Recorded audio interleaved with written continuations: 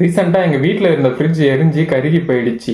Night 2 மணிக்கு ரூம்ல இருந்து ஏதோ ஒரு ஸ்மெல் வருதுன்னு ரூம் ஓப்பன் பண்ணி பார்த்தா அந்த ஃப்ரிட்ஜ் சுத்தமாக எரிஞ்சு போயிடுச்சு. ஸோ அந்த டைமில் ரூம்ல இருந்து அதிகமாக ஸ்மெல் வந்ததுனால அங்கே இருக்க பிளக் மட்டும் ரிமூவ் பண்ணிட்டு ரூமை க்ளோஸ் பண்ணிட்டோம். தென் மார்னிங் எழுந்து போயிட்டு ஃப்ரிட்ஜை ஓப்பன் பண்ணி பார்த்தா அதில் இருந்த திங்ஸ் எல்லாமும் உருகி எரிஞ்சு போயிருந்தது. ஸோ திங்ஸ் எல்லாமும் வேஸ்ட்டாக போயிடுச்சு.